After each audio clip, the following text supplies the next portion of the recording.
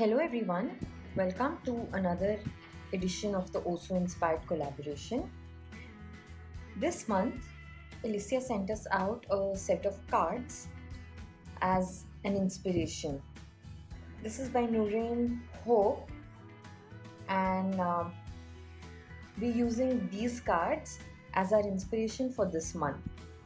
Now, what we've done is we've created a single square card, and that's a look at our card.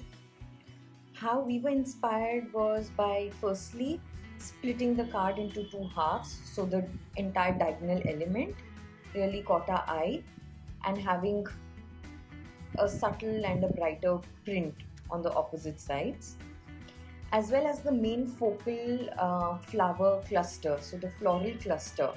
And what we did was we've chosen two prints and adhered them onto black cardstock.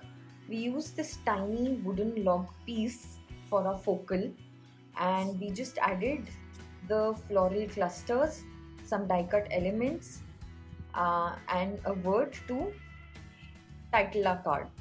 So it was a very quick and easy card that we made, a no fuss card, just about cutting and layering.